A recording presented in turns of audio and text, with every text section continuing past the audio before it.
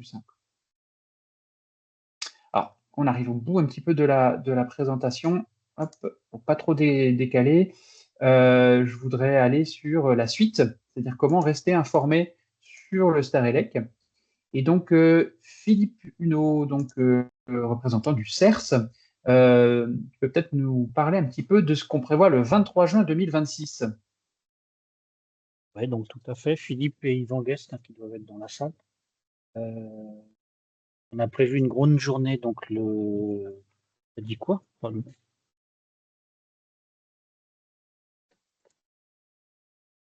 Le mois de juin. Oh, non, tu as dit le 26, c'est pas le 26, c'est le 23 juin. C'est le 23, c'est le 23. Si j'ai dit le 26, c'est une erreur. J'ai marqué le Non, 23 sur mon support. Pardon, Philippe. Ah non, mais ok pour moi, mais j'ai entendu 26, mais j'ai eu un grand blanc là.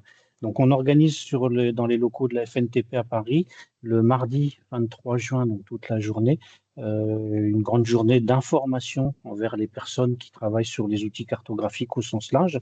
Et l'idée, c'est vraiment de leur présenter un petit peu, en complément de ce qu'on a fait aujourd'hui, tout ce qu'ils auront à faire, entre guillemets, demain, et avec quels outils ils auront la possibilité de le faire.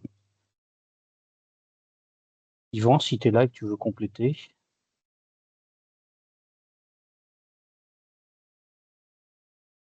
Plus de Merci. temps ce jour-là. Ouais, je n'avais pas le micro. Est-ce que vous m'entendez? Oui. Ok.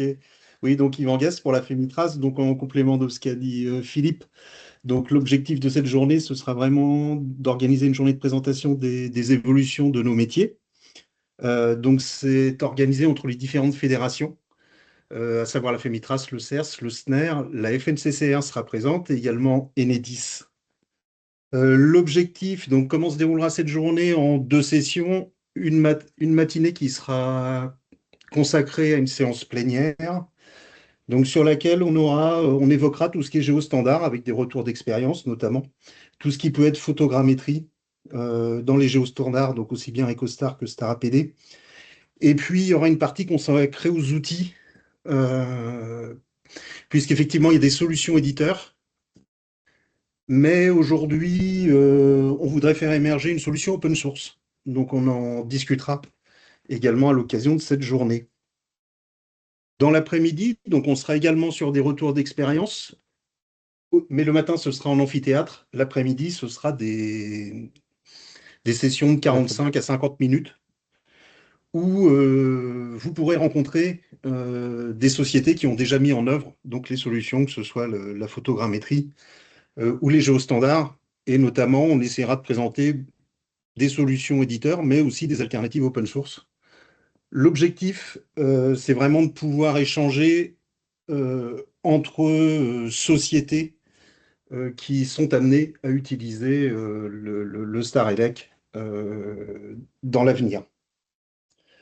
Parallèlement à ça, j'en profite pour vous informer qu'il y aura prochainement une enquête qui va vous être adressée par vos différentes fédérations.